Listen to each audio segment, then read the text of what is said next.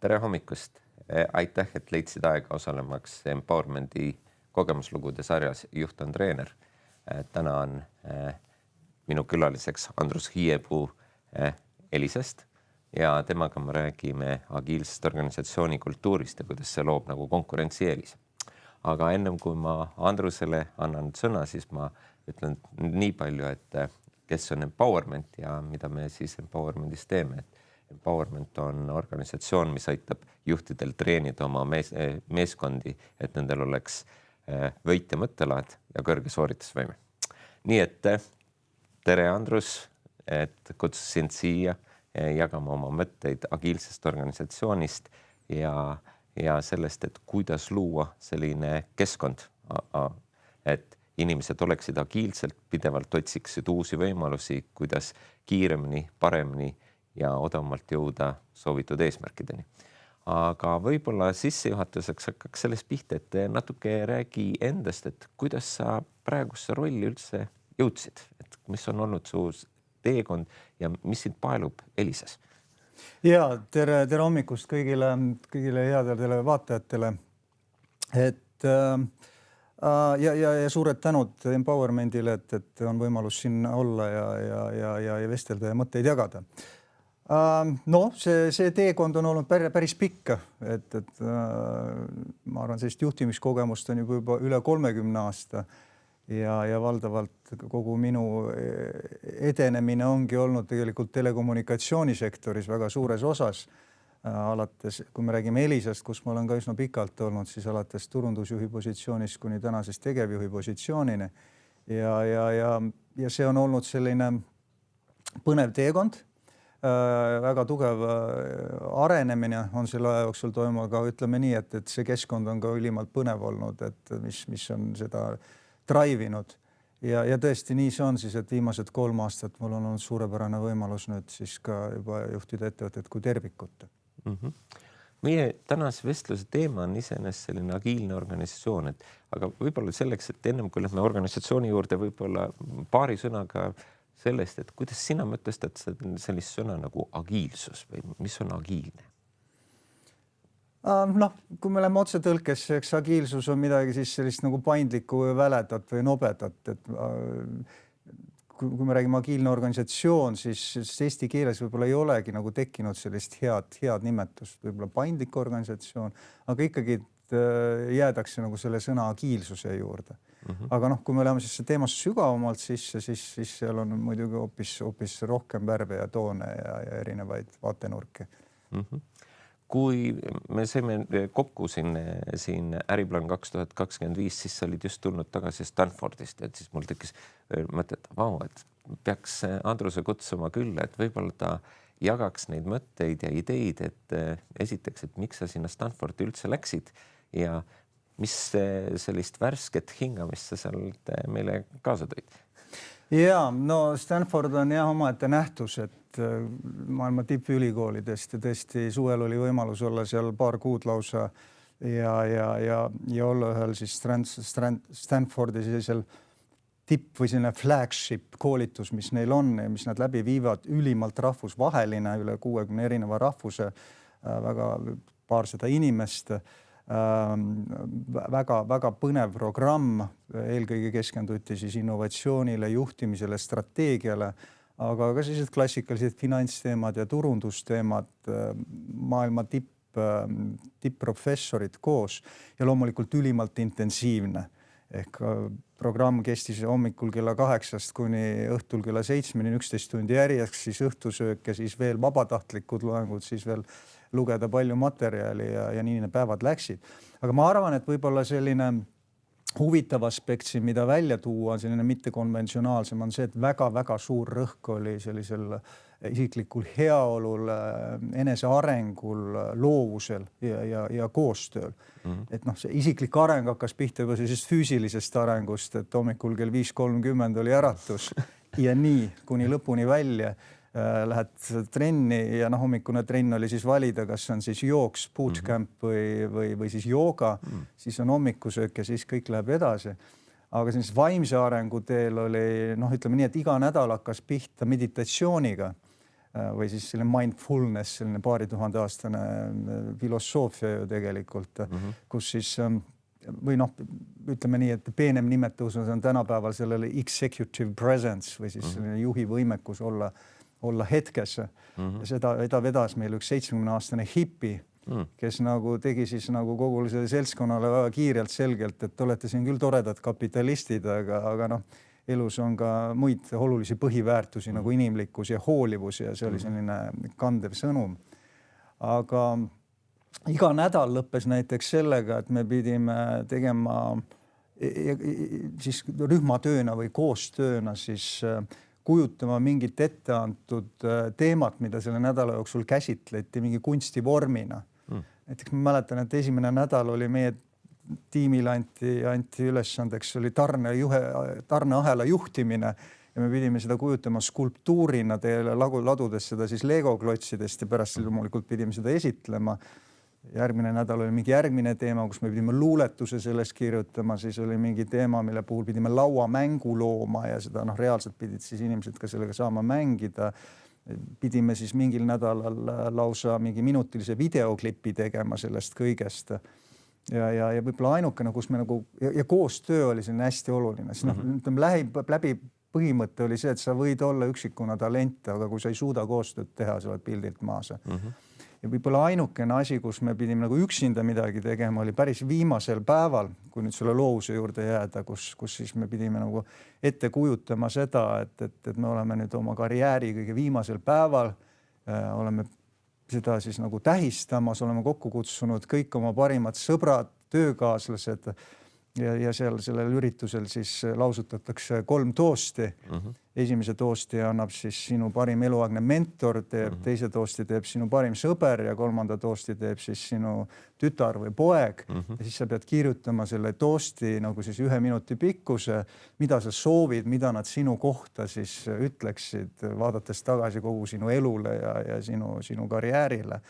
Et selline väga liigutav ja väga mõtleva paneb, et selline väikene nagu rakurss, mis ma tahtsin siia sisse tuua, et ei keskenduta mitte ainult sellele praktikalistele võtetele, kuidas tulemuslikult saavutada. Päeva lõpuks on muidugi kõige tähtsam, kui me ärist räägime ja akadeemilisele valdkonnale, ja ka just ka selline enese heaolu, enesearendus, loovus ja koostöö, et see on hästi tähtsal kohal, et otsitakse kogu aeg uusi tegurid läbi, mille nagu sind ennast kui kogu organisatsiooni muuta nagu võimekamaks ja tulemuslikumaks.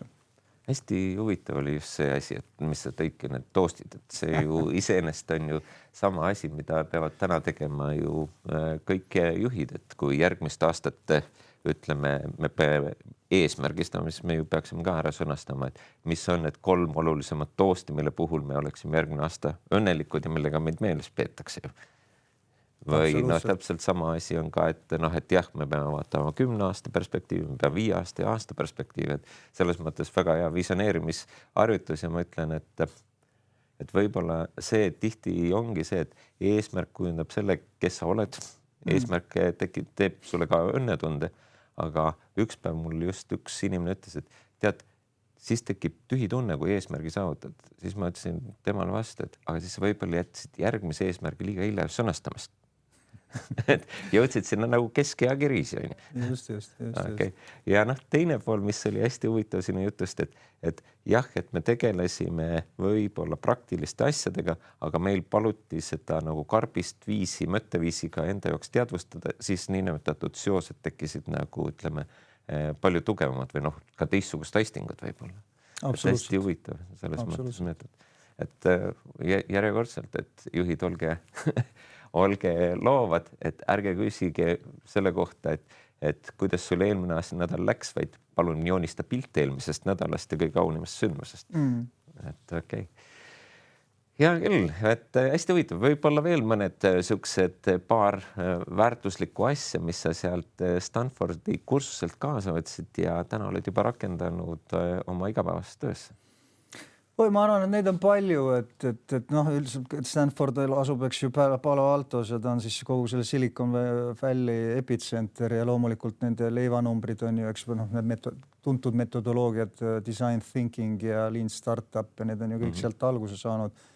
kuna ma olin ennem ka seal käinud siis ja üsna palju teadsin, siis sealt sai lihtsalt nagu täiendust ja asju juurde, mida me tegelikult nagu ettevõttes päris palju kasutame. Aga loomulikult hästi palju oli kohtumisi oma alade tipptegijatega, kes jagasid oma praktikaid ja need on pikad jutud, et sealt sai ka hästi palju selliseid mõtteid juurde. Aga see seltskond oli ju hästi erinevad, nii sugudelt, uskudelt, rahvustelt, rahavärvilt. Absoluutselt. See on nagu eesmärk omaette, sest üks väärtus, mis sealt tuleb, on ikkagi just siis alumni koosseis või mis sealt inimesed erinevatelt mandritelt, loomulikult väga mitmekesine seltskond ja hästi kosmopoliitne seltskond ja erinevatest tööstusharudest ja nende erinevate mõtete jagamine ja see on nagu see, mis annab väga palju juurde. Kuidas seal meil nagu sul tundus selline nagu multikultuursus? Tihtipeale me näeme, et inimesed ütlevad, et seal on keeruline ajada äri sellepärast, et seal on selline nagu rahvuskultuur.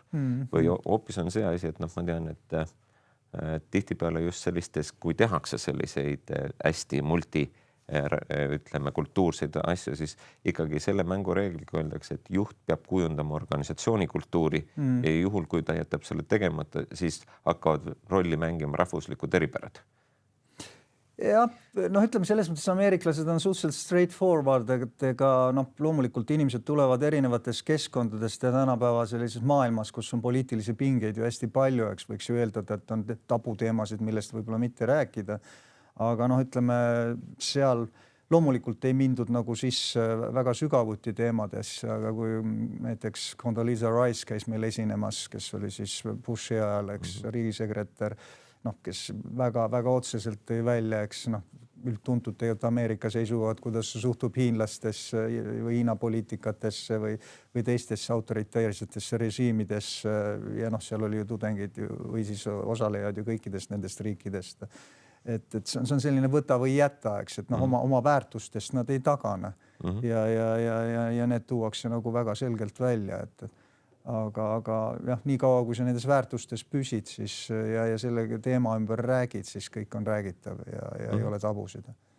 Võib-olla see läheb ka sellega nagu kokku, et jah, me räägime, teistpidi me austame ka teise inimese väärtusi. See oli just see inimlikkus ja hoolivus. Et me ei pea mitte kunagi tekitama seda pidi, et kui keegi on kas teisest rahvusest või teisest usust, et siis see, et kui sa tahad minuga suhelda, siis sa pead tingimata need minu tabud nagu endale võtma. Jah, ütleme nagu nii palju loomulikult, et räägiti, eks kui kultuuride juurde minna, eks see on nagu tight cultures ja loose cultures, et toodi nagu välja, et erinevaid aspekte, aga seda toodi just selles vaatenurgast välja, et ei ole olemas nagu ühte õiget nagu lähenemist, et on olukordi, kus sa peadki olema jäik, mingites asjades on olukordi, kus sa pead olema nagu väga paindlik, et mis on nagu haakub hästi tugevasti just agiilse organisatsiooni teemadega. Okei, ma ei võta endale monopooli esitada Andrusele küsimusi, väga huvitav inimene on minu vastas, et juhul, kui teil on küsimusi, siis pange need kohe sinna chati kirja ja me oleme broneerinud 10 minutit lõpus, et meil on ka aega siis vastata teie küsimustele, millel me ei jõua vastata, nendel vastame kirjalikult. Okei, aga võib-olla liiguks tagasi selle agiilse organisatsiooni juurde, et mul on tavaliselt esimene küsimus kõigile, et kui keegi räägib, et millega tegeleb, siis ma küsin, miks sa sellega tegeled? Miks see on vajalik? Ma arvan, et see on kahel väga olulisel põhjusel hästi vajalik asi. Esimene põhjus on see, et see keskkond, mis meie ümber on kohutavalt turbulentne. Ja kui veel 5 aastat tagasi, eks seda juttu rääkida oli siis, et keskkond on turbulentne, siis see võis tunduda abstraktne, kuigi see valdkond, kus ma ise tegutsen, tehnoloogia valdkond on kogu aeg hästi kiirelt arenev olnud. Aga võib-olla see turbulents on olnud seotud sellest, et tehnoloogiad hästi kiiresti arenevad. Kui me vaatame nüüd viimast 4-5 aastat, eks kui COVID, Ukraina sõda, Euroopa kõrgem inflatsioon, kõrgemad energiahinnad, pikimas majanduslanguses olev riik, eks, ja täna oleme madalaima, eks, tarbijakindlusega riik Euroopa Liidus. Et siis järjest me oleme kogu aeg sellises nagu VUCA keskkonnas, mis on nagu kohutavalt volatiivne ja ebakindel. Et sellises nagu turbulentses keskkonnas hakkama saada, siis on nagu noh, sa ei saa hakkama, kui sul on selline tsentraalselt juhitav ja väga selline amorfne organisatsioon, et see organisatsioon peab olema väga paindlik ja saama ja dünaamiline, et saama selle asjadega hakkama, et see on kindlasti nagu üks väga-väga oluline põhjus.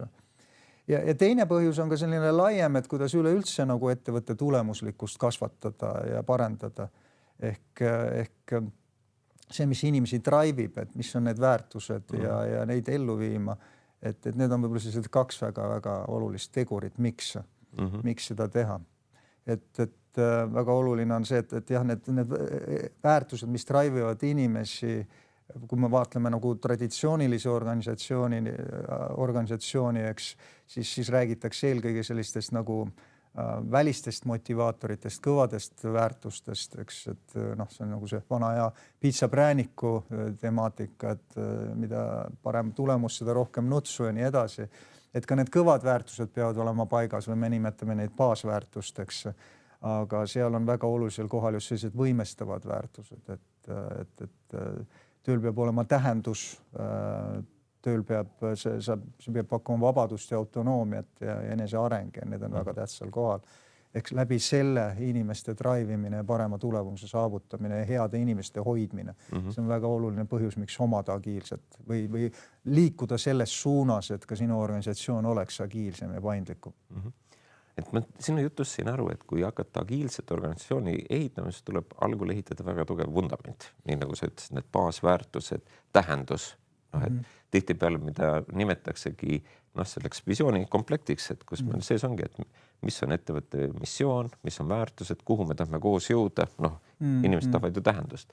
Et mõnikord me kuuleme selle kohta, et juhid ütlevad, et see on selline mitte oluline asi, meil on täna vaja tulemust tuua.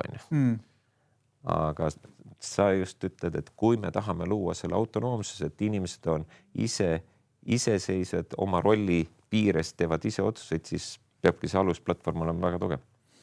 Nii ta täpselt on, et selle juurde tulla võib-olla ma nagu peaks ka vastama üldse asja ära sellele küsimusele, et mis asi see nagu agiilne organisatsioon üldse on.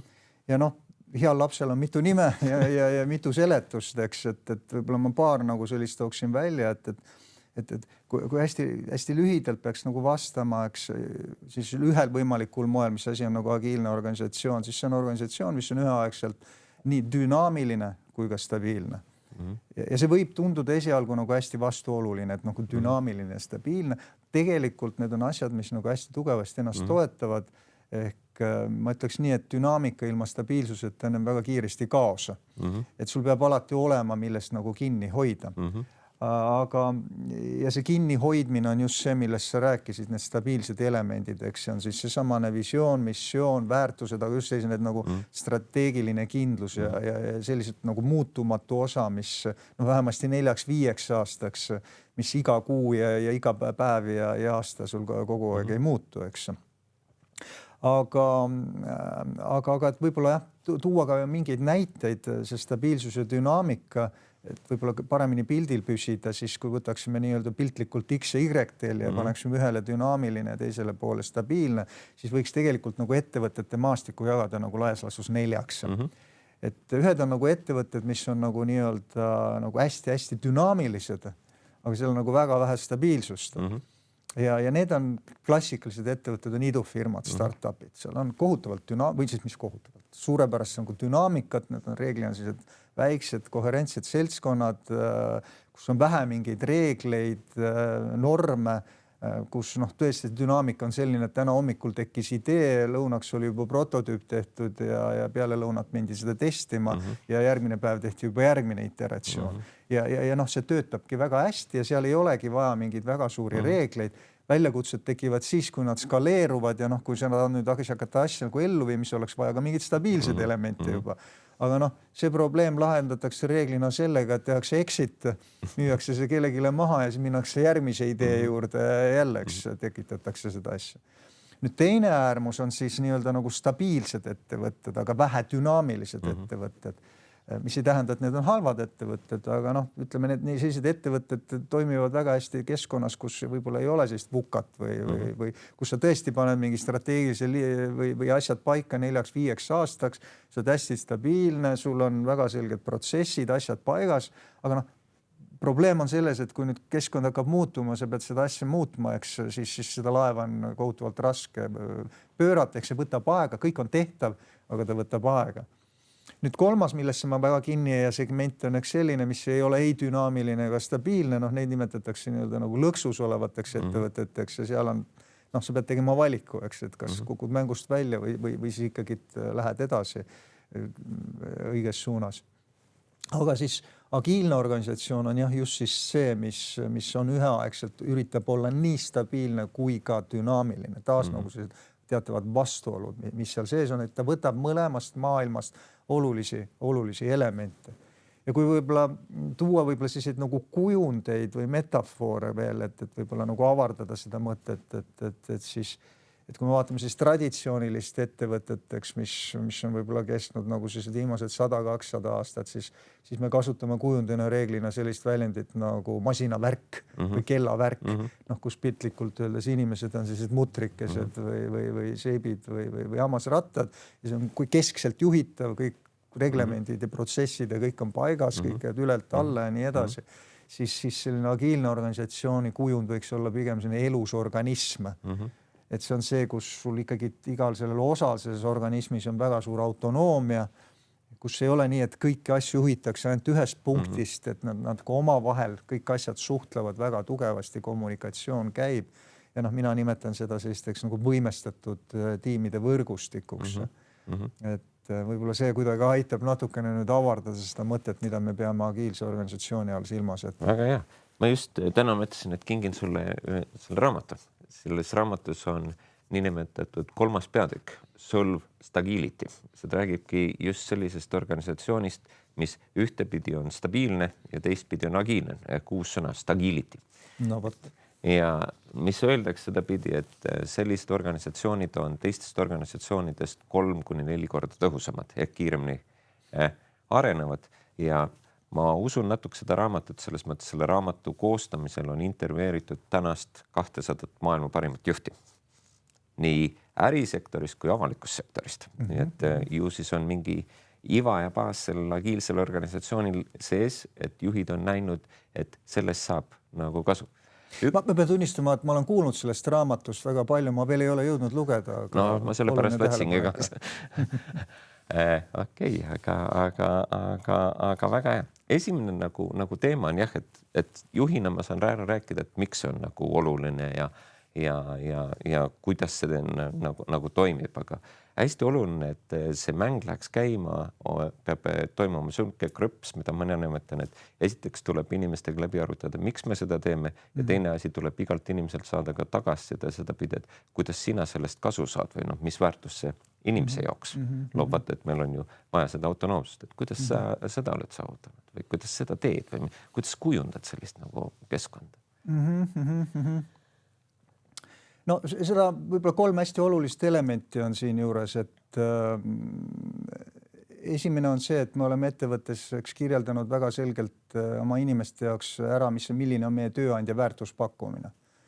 Ehk samamoodi nagu meil on olemas klientidele väärtuspakkumine või ütleme ettevõtte nagu laiemalt, me oleme sõnastanud enda jaoks nagu 4 olulist sihtrühma, kellele me loome väärtust. Näiteks on meie kliendid, meie töötajad, ühiskond ja meie omanikud. Ja need on, nende kõikide puhul on meil olemas mõõdikud, mille järgi ka minu edukust mõõdetakse. Ja kõikide nende 4 nagu sidusrühma puhul on sõnastatud ka nagu väärtuspakkumine. Kui me tuleme nüüd organisatsiooni juurde, siis jah, me oleme sõnastanud enda inimeste jaoks väärtuspakkumise. Selle kõrval on hästi oluline teema kultuur, mis toetab kogu seda väärtuspakkumist ja siis paindlikkust, mida me tahame organisatsioonis luua. Ja 3. ülioluline element on kindlasti juhtimine. Et juhtimine on see, mis loob seda kultuuri ja läbi juhtimise sa viid ka seda väärtuspakkumist oma inimesteni. Et kui kui tulla nüüd alustada sellest nagu väärtuspakkumistest meie inimestele, siis ma tegelikult hästi õrnalt juba ka seda puudutasin, siis siin on just oluline see, et see, mis drive'ib nagu agiilses organisatsioonis, ei ole mitte ainult siis nii-öelda niisugused baas- või kõvad väärtused, välised motivaatorid. Me oleme need Elisa puhul siis baasmotivaatorid, seal on meil nagu 3 asja väärtuspakkumises. Üks on see, et me oleme kindel tööandja. Teine on see, et me pakume õiglast tasu ja kolmandaks paindlikke hüvesid. Ja need on asjad, mis peavad olema paigas. Et ei ole nii, et ainult soe käepigistus ja selliselt nagu pehmelt motiveerida oma inimesed. Need asjad peavad olema nagu paigas.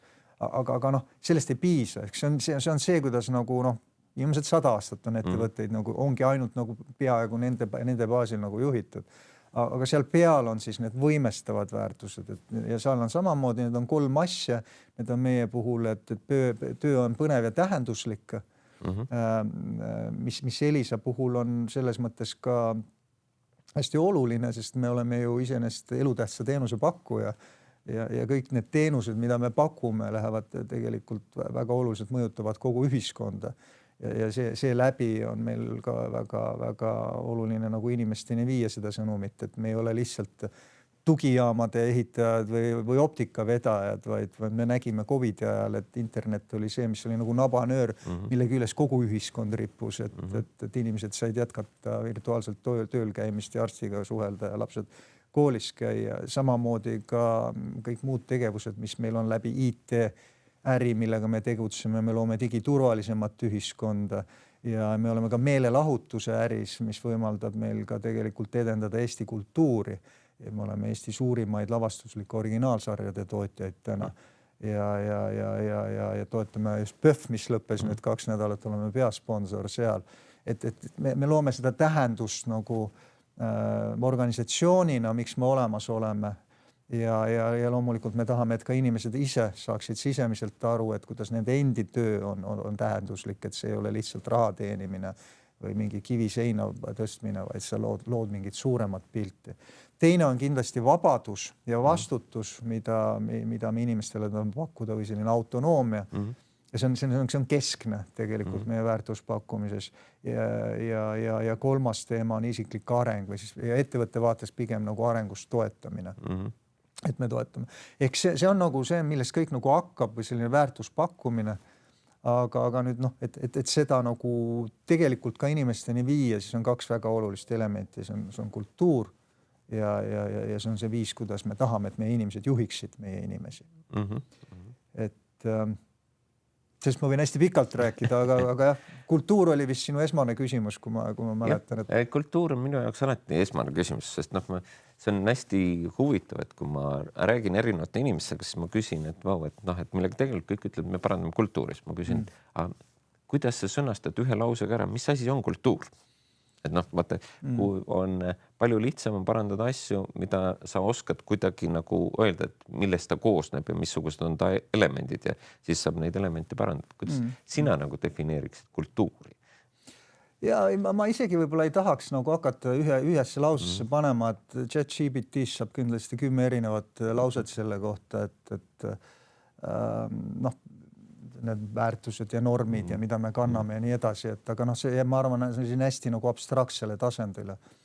Et kui ma nagu Elisa kontekstis lähen ja nüüd üritame nagu siis nagu praktilisemal tasandil olla, siis ma arvan nagu sellise stabiilsete praktikatega ja asjadega meil on ettevõttes suht koht nagu paigas, aga see on kohtlik öelda, et paigas. Neid peab kogu aeg edasi arendama.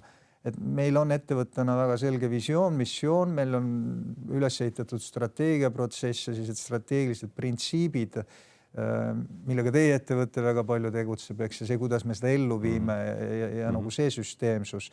Aga ütleme, ja ma ütleks isegi nii, et kui sa tahad saada agiilseks organisatsiooniks, siis sa pead tegelikult alustama stabiilsusest. Sul pead kõigepealt stabiilsed asjad paigas olema ja siis minema agiilsuseks, mitte vastupidi. Et kõigepealt dünaamikat ja siis stabiilne lippa loppa, ei, see peame olema kõigepealt paigas. Aga see, millega me nagu hästi tugevalt täna nagu energiat panustame ja vaeva näeme, on just nagu see dünaamiline pool. Ja sellise dünaamilise poole puhul me oleme ise enda jaoks nagu sõnastanud see 4-5 olulist asja, millega me peame tegema. tegelema, et esimene asi on selline eksperimenteeriv kultuur. Ehk see tähendab seda, et taas see turbulentne keskkond, kus me oleme, meil ei ole siin õigeid vastuseid, meil ei ole raamatuid, kus lugeda, et need raamatud tavaliselt Covidist vist esimesi raamatuid hakati 3 aastat hiljem kokku panema või eks kuidas tegelikult oleks asju tulnud teha. Ja samamoodi tänaste probleemide kohta tulevad raamatud ka alles 2-3 aasta pärast. Ehk see viis, kuidas me täna saame hakkama, on ikkagi väga palju see, et me peame eksperimenteerima, püstitama hüpoteese ja leidma neid õigeid vastuseid. Teiseks, vigade tolereerimine. Kohutavalt oluline temaatika, et kui sa eksperimenteerid, siis sa eksid ja siis tekib ka vigu. Kolmandaks, psühholoogiline turvalisus. Et oleks arvamuste paljusus, et inimesed julgeksid hullumeelseid mõtteid välja käia. Neljandaks, see on selline kultuuriliselt või kultuuriliselt flat, ma ei oskagi öelda, mis eesti keeles võiks olla organisatsioon. Eks see tähendab see, et kui toas on inimesed, sealhulgas ka juhid, siis oluline ei ole mitte see, kui suured pagunid kellegi õlgadel on, vaid oluline on see, et mis on nagu sellised ideed, faktid, et ei ole nii, et suur juht ütles, et see oligi nüüd see õige vastus.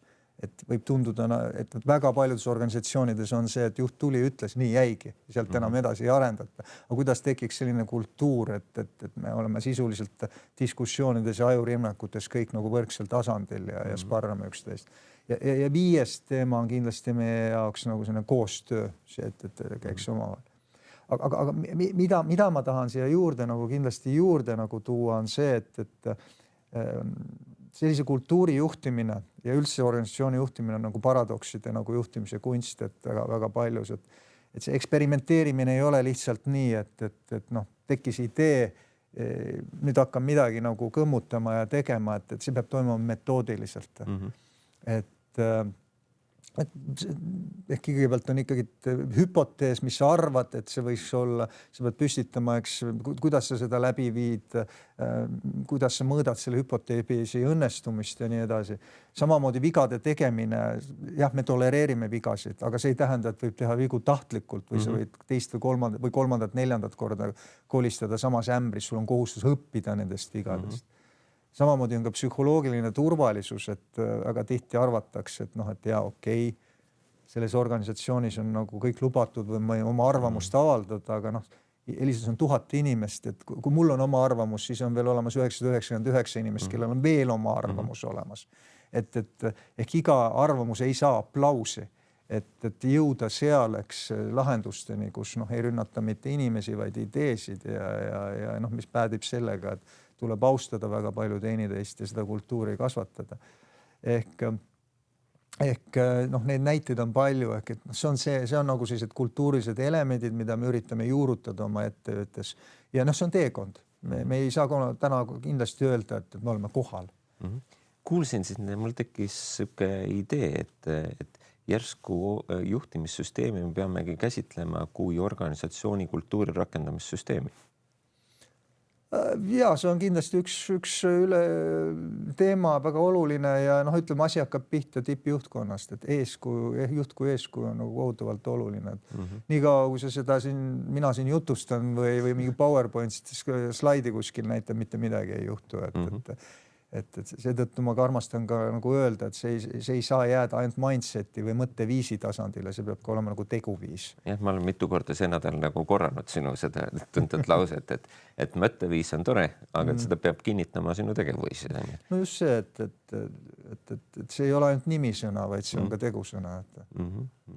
Sest see oli just tõidki need head asjad välja, et jah, et me tahame, et inimesed niimoodi käituksid, teistmoodi käituksid. Üks asi on, jah, me peame läbi eeskuju, nagu näitame eeskuju ja teistpidi me peamegi looma süsteemid ja protsessid, mis nagu loovad inimestele kindlusega see, et kuidas me hüpotees püstitame, kuidas me testime, kuidas me valideerime, kuidas me õpime ja juht kui treener saab siis seda nagu rakendada ja miks mitte ka võtta endale eesmärgiks, et ega juhtimissüsteemi tasuks ka kogu aeg liinida. Absoluutselt. Et see on ka mingis kohas ka ju agiilsus, et meil on olemas põhiprintsiibid, aga siis me kogu aeg enda jaoks esitame küsimus, et kas see töötab piisavalt hästi, kas inimesed, kui tegid mingi hüpoteesi, kas see, mis on õppetunnid ja kuidas need nagu rakendusid?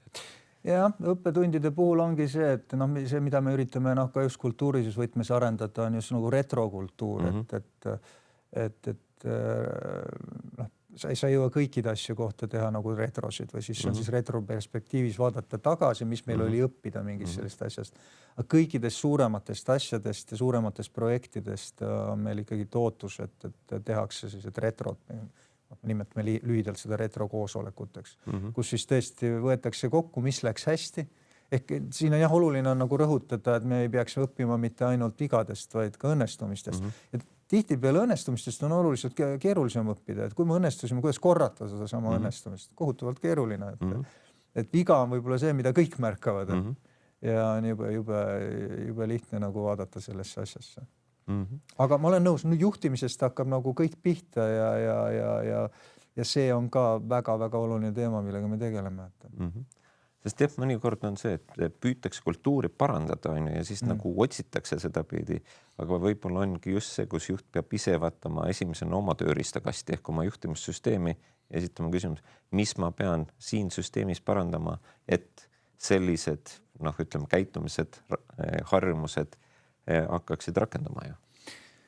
Absoluutselt, ma ise olen isegi ka nagu seda oma ettevõttes mitmes kohas ka öelnud, et selleks, et kui sa tahad muuta oma tiimi või organisatsiooni, pead kõigepealt nagu muutma iseennast.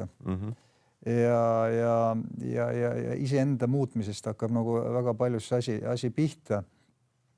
Ma olen ka korranud sellist lauset, nagu mis mulle hästi meeldib, Einstein on seda öelnud, et sa ei saa probleemi lahendada selle mõtteviisiga, mis viis selle probleemi tekkimiseni. Et sa pead kõigepealt seda mõtteviisi ise nagu enda peas nagu muutma ja siis sa saad seda probleemi lahendama. Aga jah, see juhtimine on nagu võtmeküsimus ja me oma organisatsioonis nimetame sellist juhtimisstiili, mida me tahame oma inimestelt nagu hooliv juhtimine. Ja üha rohkem ma toon sinna kõrvale ka nagu teise sõna, et see ei ole mitte ainult hooliv juhtimine, vaid see on hooliv ja nõudlik juhtimine.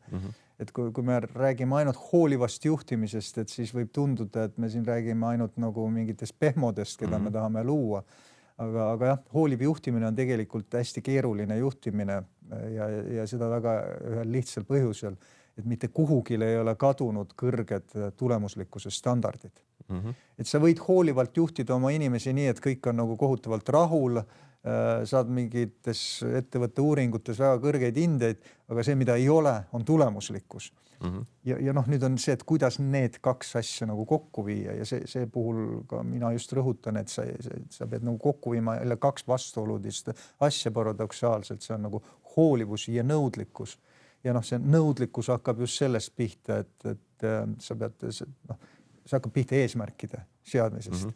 Et iga inimene peab teadma, mis on minu eesmärk. Kõik 1000 inimest Elisaseks samamoodi peavad teadma, mis on minu töö eesmärk, kuidas minu töö edukust mõõdetakse.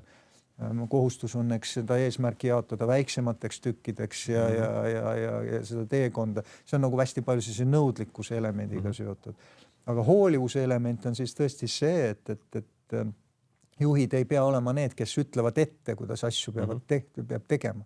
Kui me tuleme siis vanas kultuuris, siis juht teadis, kuidas seda kõike tehakse, ütles täpselt ette, kuidas tehakse ja sina ainult vii ellu ja siis veel muretses, et kõik asjad peaks olema nagu võimalikult veavabalt sooritatud. Siis siin on see, et see vabaduse moment hakkab nüüd siit pihta, et inimene ise leiab selle tee, kuidas sinna jõuda ja see hoolivuse moment on see, et juhi roll on toetada teda sellel teekonnal. Ja see on täiesti erinev nagu juhtimise kontseptsioon. Ja see ei ole lihtne. Jah, selles mõttes ma arvan, et seal on üks hästi vahva nagu koht on selline asi, see on see vastutuse võtmine. Et öeldakse, et juht ei saa anda vastutust või juht ei saa delegeerida töid ära. Et on ju seda vastutust saab ainult võtta. Ja me räägime hästi palju sisseelamisprogrammidest, et mille järgi sisseelamisprogrammi nagu hinnata. Et ma olen ise jõudnud sellisele kohane peale, et kus ma ütlen, et sisseelamisprogrammi võiks hinnata seda pidi, et kas juht saab öelda, et 2 kuu pärast, et inimene on olnud 200% oma rolli omanik. Noh, et see autonoomsus on ju jõudnud. Jah, noh, olenevalt eks inimese positsioonist, eks see sisseelamise aeg ettevõttes on kindlasti nagu erinev. Et kui sa võtad eesliinil inimese eks tööle, siis on meil töökohti, kus me ootame telemüüja, me 1-2 päeva koolitame ja 3. päeval me juba viskame nii-öelda ta juba keskkonda, kus ta hakkab juba eksperimenteerima ja tööd tegema ja siis learning by doing põhimõttel eks edasi minema. Kui me siit liigume edasi spetsialistini või juhini, siis sisseelamisperiood on kindlasti nagu pikem. Ja millele me anname nagu ka endale aru on see, et selline agiilne kultuur ei pruugi sobida mitte kõigile. Et on kindlasti olemas inimesi, kes arvavadki, et mina tahangi, et mulle öeldakse nagu väga selgelt ette, kust maalt, kuhu maani, mida ma täpselt pean tegema ja nii on. Ehk et me ei tohi ka nagu üle selles mõttes heroiseerida või arvata, et see on nagu ainuõige lähenemisviis või mis iganes. Meie näeme, et selles sektoris ja ma üha vähem näen neid sektorid, kus ei oleks turbulents, see on nagu ainukene viis, kus nagu ellu jääda. Aga jah, nii ta on. Aga võt, see ongi just see sama asi, mis me vahepeal rääkisime, et see vundament tuleb hästi tugev laduda, et ka see asi, et kui inimene tuleb tööle, siis me saame ju talle tutvustada oma käitumisprintsiipe. Eks see on see sama asi nagu usuvalik, et kui sa tuled meie organisatsiooni tööle, siis sa ju pead meie neid printsiipe nagu ju aktsepteerima. Vastasel juhul sa satud ju kohe konflikti. Absoluutselt, kui meil on inimesed tulevad tööle, siis meil ongi nii, et meil on sellised onboarding nagu sessionid ka ja me teeme kord poolaastast ka siis see, kus kõik uued inimesed, kes poole aasta jooksul on olnud, siis kohtuvad ja siis juhatus tuleb nendega vestlema ja seal me räägime kõik juhatuse liikmed meie väärtustest, põhimõtetest, printsiipidest oma inimestele, aga noh, loomulikult selle ühe korraga sa ei pane nagu inimeste jaoks asju paika, sest noh, nii nagu ma siin ennem ka mainisin, et siin üks keskne element nagu kogu selles agiilses organisatsioonis, väärtustes ja kõikides asjades on see vabadus ja vastutus. Ma ütlesin nüüd nagu 2 sõna, eks ma selle sidesõna sealt vahelt jätan ära, siis ega inimene kuuleb ainult seda sõna vabadus. Et Elis on see, mis pakub vabadust ja me pakumegi vabadust. Aga see vastutuse pool tihtipeale nagu unustatakse ära sealt poolt, et noh, tegelikult on ju nii, et ükski vabadus ei ole kunagi absoluutne. Ma arvastan ka nagu tuua nagu seda näidet, et kui me võtame ka Eesti ühiskonda, mis on 30 aastat olnud vaba või noh, eks, et see ei tähenda, et meil on absoluutne vabadus, et ma võin minna ja nüüd vehkida rusikatega ja lüüa ninasid lömmi kellegile, et noh, öeldakse nii, et sinu vabadus lõpeb seal, kus algab sinu kolleegi nina, eks. Samamoodi on ka organisatsioonis, et noh, see õige nimi on autonoomia, eks, et seal on mingid nagu mõistlikud, eks, ka piirid sinu vabadusel ja noh, nende piiride tunnetamine ja selle vastutuse võtmine on nagu kriitiline, eks see, et sa ise leiad teekonda, tähendab see, et sa võtad vastutuse. Sa teed sellega, tegutsed sellega metoodiliselt. Ja see on see, mis nõuab nagu kohutult palju vaeva enese nagu arendamisega ja tegutsemisega. Ja see on see pool võib-olla, mida alguses ei kuuldaks ainult seda vabaduse elementi. Ma arvan, et see on paljude teiste asjade ka, aga noh, raamatupidamist me ju teame seda pidi, et kõik varad baseeruvad kohustustel. Et kui ma tahan vabadust saada, siis ma pean võtma vastutuse ja samas hulgas on ju. Et tihtipeale on see, et inimesed arvavad, et noh, me näemegi seda, et me tahame saada õigusi ja asju ja seda pidi ja siis me kogu aeg mõtleme, et keegi teine peab sellest siis vastutama ja keegi tagama on ju. No väga hea, nägid raamatupidajatele väga hea selgitus. Bilanss peab olema tasakaalus, et aktiiva ja passiva, eks, et ei saa olla, et seda tasakaalu seal ei oleks. Ja teine asi, sa rääkisid hästi selle, kus te Oxfordis tegite, ütleme siis neid... Stanfordis. Näed ju, ma tahan ise Oxfordi minna, aga mul tuleb meelde just see koht, kus sa rääkisid, et paluti nagu visualiseerida või teistes kunstides nagu kirjeldada ja siis mul tavaliselt selle vastutuse seisukohalt tuleb meelde selline üks film, on siuke kultusfilm 300, mis räägib sellest, kuidas pärslased tahtsid vallutada spartalasi. Ja siis oli see asi, et kus pärslased tulid siis siukeste 100 000 armeega ja teisel pool oli 300 inimest. Ja siis 2 kuningat pidasid, kuningas ja siis delegatsioon pidasid siis läbirääkimisi ja öeldi, et noh, te hakkate alluma meile ja seda pidi, siis kuninganna ütles väga ilusa sõna peale, noh, mida tapeti need delegaadid ära, et vabaduse hind on veri. No vot. Ja no võt, ta on küll selline hästi drastiline, aga võib-olla mõnikord ongi vajagi endal neid mustvalgeid kujundeid teha, et tahad vabadust, aga siis sul on ka vastutus, on ju. No ma ütlen nii, et jah, et vahepeal on eks aeg paar tuhat aastat edasi läinud, et täna me ütleme seda, et vabaduse hind on vastutus. Yeah. Et vormid on natukene muutunud ja viisid, aga midagi on tähtsust olnud, aga jah. Meid vaatavad siin paljud inimesed ja siis ma küsin nagu sult sellist asja, et kui sa võtaksid uuesti ette sellise asja, et hakkaksid nüüd mõni inimene tahab hakata ehitama endal just seda agiilsete organisatsiooni, oskad sa öelda talle, et mis võiks tulla need 1, 2, 3 ja 4 sammu, et mida võiks teha, et noh, mingi väike suke roadmap, et noh, kõik jälle sõltub sellest, kas sa juhid startupi või siis sellist suuremat juba skaleerunud ettevõtet. No, meie kliendid on tüüpiliselt siuke 5 miljonit ja suuremad ettevõtted, et kes juba teavad, et kus nad nagu toimetavad. Et sel juhul ma korraga juba nagu vaikselt siin ka mainisin seda, et esimene asi on ikkagi see, et sul tuleb stabiilsus paika. Selleks, et sa saada dünaamiliseks, pead kõigepealt saama stabiilseks. Taas kõlab vastuoluliselt, aga see on hästi oluline, et sul peab ikkagi olema väga selgelt paigas, et nagu visioon, kuhu sa tahad nagu välja jõuda ja milline on sinu nagu strateegia või sellised peamised strateegilised printsiibid. Et kui sul need paigas ei ole ja siis hakkad dünaamikat arendama, see kõik läheb lappesse, see läheb nagu, kaos on hipilaager ühel hetkel, mis seal nagu tekib. Et sa pead nagu need asjad nagu kõigepealt paika saama ja see on ka see, mida teie oma ettevõttes neid praktikaid väga palju edendute ja räägiteks. Et esimene asi tuleb põhjanajal paika saada. Täpselt nii, eks ju. Ja järgmine asi on siis just nagu dünaamiliste praktikate edendamine, et me oleme ettevõttena ja grupina väga palju ka võtnud näiteks eeskuju, on olemas selline nagu filosoofia nagu Toyota Way, et mis on siis Jaapani siis Toyota ettevõtte puhul, eks, kes on nagu printsiidi loonud, me õpetame inimeste kata meetodeid näiteks, et kuidas püstitad eesmärke, jaatad nad väiksemateks tükkideks ja teed siis design thinking, lean startup, et niisuguseid nagu erinevaid praktikaid on nagu väga palju, et nende nagu juurutamine, inimeste koolitamine nendes valdkonnades on tänapäeval juba suhteliselt lihtne. Neid praktikaid oma majja tuua juba, meil on ka treenereid olemas Eestis, kes teevad seda täiesti arvestusväärsel tasandil. Ja loomulikult väga oluline on siis sellise kultuuri loomine, et ja ma arvan, see esimene asi on ikkagi see, et vigade tolereerimine.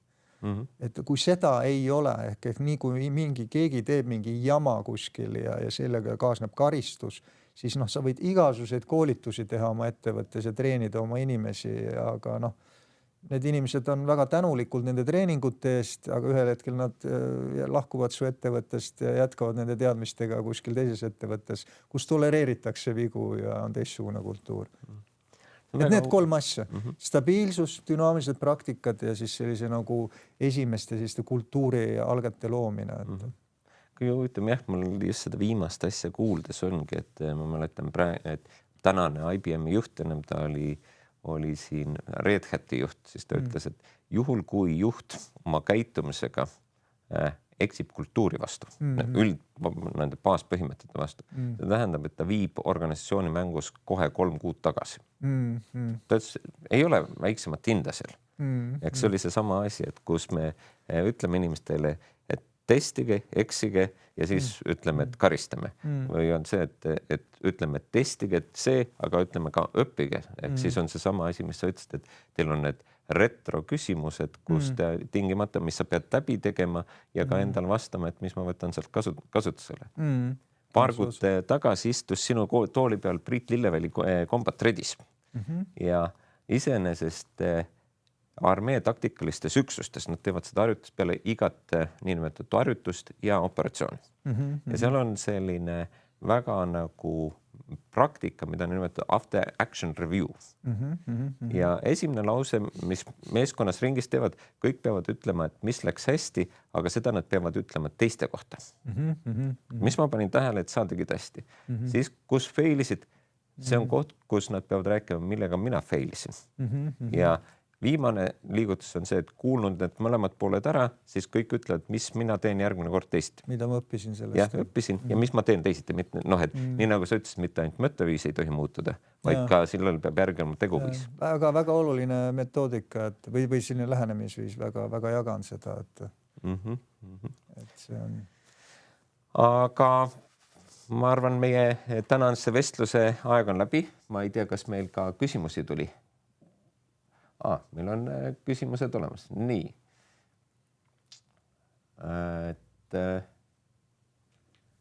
Esimene küsimus on, kuidas treenida meeskonnas ärksust, märgata turumuutust, mis on sinu positiivne kogemus ja kus oled ebaõnnestunud? Juba inimesed on meid kuulnud. Turu meeskonnas ärksust, märgata turumuutust. Hästi tugev töö meil on tootetiimideks, mida veavad tootejuhid erinevates segmentides. Et seal on nüüd just need metoodikad, millest me siin räägime, et kui me näeme, et turg muutub, siis tuleb püstitada hüpoteese, mis võiksid toimida ja eksperimentide läbiviimine, sinna võib-olla hästi lihtsustatult praegult öeldes, aga iga case on täiesti erinev. Ehk väga paljus sellest, millest ma siin praegusel hetkel ka rääkisin, kus oleme ebaõnnestunud, oi jumal hoidku, neid on nii palju ebaõnnestumiskohti ja eksimise kohti, et ma arvan, sellist ühte suurt näidet võib-olla ei olegi, oskakski siin kohe välja tuua. Aga järsku oskad mõne mustri, et millest võivad tekkida sellist ebaõnnestumist, et see konkreetne, et ma tean, et selle masti panite valesse kohta, las ta oli seal vales kohas, aga pigem nagu... Ma toon võib-olla ühe värvika näite hoopis sellest, et kuidas meil õnnestus nagu ettevõttena ühe globaalse teise tarnija toode lansseerida üks päev ennem nende ametlikku tootele planeeritud lansseerimist, et me olime enam-vähem peaaegu kogu juhatusega veel, ja see oli üsna ammu, olime ühes teises riigis selle ettevõtte peakontoris vestlemas ja kõik, kus nad tutvustasid uut toodet, mis peab turule tulema. Ja samal ajal kogemata juhtus selline lugu, kus meie üks ettevõtte tippspetsialist edastas info sellest tootest kõrval laual oleva teise tootejuhi juurde, aga tegi ta seda läbi interneti. See oli YouTube'i klipp. Ja loomulikult olid ämblikud võrgus igal pool üleval ja kõik see asi krabati kokku ja info valgus nagu välja ja samal ajal sa oled selle ettevõtte peakontoris ja seal tehakse, eks sinu ettevõtte on sellise olulise ja see oli globaalne väga võimas toode. Seda, mis oli ilmselge nagu eksimus ja nii edasi ja see tuli ka nagu nii-öelda nagu jutuks ja kui Eestisse jõudsime, siis oli väga mitmed ettevõtte juhid, kellega kohtusime, siis ütlesid, no nii, et kas see mees sai nüüd nagu kohe kingale. Mis asja? Tegemist oli meie parima spetsialistiga, keegi ei teinud sellist asja tahtlikult. See juhtus tõesti kogemata, aga see oli meie jaoks nagu väga-väga oluline õppetund, et sellist asja me nagu kunagi enam ei kordaks. Toon lihtsalt ühe näite, et mis oli selline päris korralik krahh, aga me võtsime seda õppetunnina, mitte ei naelutanud kedagi seina külge kinni. Mul tuleb sellest raamatust jälle üks lugu meelde, siin räägitakse sama kohast nagu failimisest ja siis oli Aasias üks pank THB, kes oli täiesti põhjas ja siis nad seadsid algul endal eesmärgiks saada Aasia parimaks, siis maailma parimaks. Täna nad on maailma parimad ja seal oli selline lugu, kus ühel päeval sularaha automaatidest järsku, ütleme, inimesed nägid valesti andma, anti valesti raha välja. Ja nagu suur turvarisk on. Ja aga see juhtus maru vähe. Aga siis küsiti juhilt, et mis siis juhtus, ta ütles, et meie üks töötaja leidis, et inimesed seisid 10 minutit sabas automaatiga, ta tegi otse tee ja küsiti, lasid selle vene lahti, ta ütles ei, ta ju parandas meie toodet, me tahame parimad olla. No just. Nii et tulebki võtta ka tihtipeale väga valus ja ma tunnen, saan aru, et ega ei olnud meeldiv olla selle laua taga. Loomulikult ei olnud, aga kui sa tead, et inimene ei ole tahtlikult asju teinud, vaid siis tuleb võtta lihtsalt valusa õppetunnina. Ja see tegelikult tugevdab organisatsiooni kultuuri. Me tegime isegi intraneti teavitusi, ütlesime, et selline asi on sees juhtunud, aga õpime sellest ja järgmine kord oleme tugevamad. Jah, see ongi, oleme tugevamad. Nii, teine asi, räägi meeskonna olulisest. Kuidas juhina parimad inimesed oma meeskonda meelitad, et mis trikk see on? Nii nagu ma ka alustasin, et milleks on agiilne organisatsioon vajalik, siis üks asi on just see, et see loob keskkonna, mis motiveerib palju nagu talente ja inimesi, kes tahavad ise ennast arendada. Et see viis, kuidas nagu motiveerida neid inimesi ja saada oma meeskonda, ongi üritada luua selline kultuur ja tegutsemisviis ettevõttes, mis neid köidab. As simple as that. Aga kohutavalt keeruline saavutada. Ja ka Elisa puhul ma ei taha kuidagi, et siin teeks mulje, et Elisa on nagu absoluutselt kohale ja kõikidesse asjadesse jõudnud. See on teekond meie jaoks, et me käime, meil tuleb kogu uusi inimesi peale, sa pead jälle, uued inimesed jälle hakkavad sellesse asjasse sisse minema. Aga ma arvan, et me oleme väga tugevasti edenenud sellel teel. Väga kiht selles mõttes, et minu meelest on ka parim asi, anna inimesel võimalus areneda ja tagada talle selle eest ka vääriline tasu ja siis nagu asjad toimivad, et mõlemad pooled lähevad kokku, et sa saad olla nii nõudlik kui ka hooliv selle eest, et tal elus läheb hästi. Just. Okay. Ja viimane küsimus, et kuidas juurutad meeskonnas tegevuspõhise mõtteviisi asemel tulemuspõhist mõtteviisi? Sellele küsimusele me vist ka tegelikult nagu mõtlesime või vastasime, et see samane, et see juhtimine ei saa olla ainult hooliv, vaid see peab ka olema nõudlik. Eks ja see hakkabki pihta sellest nõudlikkusest, et kõrged tulemuslikud standardid on endiselt olemas ja me eeldame veelgi kõrgemaid neid ja iga inimesena peab teadma, kuidas tema õnnestumist mõõdetakse. Ja sealt edasi siis annad võimaluseks ja vabased talle sinna suunas liikuda ja ise toetada võimalikult palju sellel teekonnal. Selles mõttes sa rääkisid ennem just sellest psühholoogilisest turvalisusest, et see on ka pärit sükst organisatsioonist nagu Google, kus nende people analytica meeskond selle siis metoodika välja mõtleski just sellepärast, et talente innustada andmast endast parim. Ja sealt ütleme organisatsioonist nende leadership programmist on tulnud teine väljend, mis on Radical Candor, mis ei olegi mitte midagi muud, et sa pead olema oma inimeste suhtes nõudlik ja teistpidi isiklikult hooliv. Ja et on, kui kellelgi on huvi, siis on selle kohta üks väga hea raamat, mille nimi on Radical Candor ja kirjutanud Kim Scott, kes on siis Google'i ja Apple'i leadership programmi autor, nii et tasub vaadata. Aga igal juhul, Andrus, aitäh sulle tänase intervjuu eest või kogemusloo eest. Kui kellelgi on küsimusi, võite need küsimused otse saata mulle. Ma arvan, et leiate ka kuskilt Andruse meiliaadressi ja võib ka otse Andrusele esitada ja ma arvan, et me mõlemad oleme nõus teile siis vastama.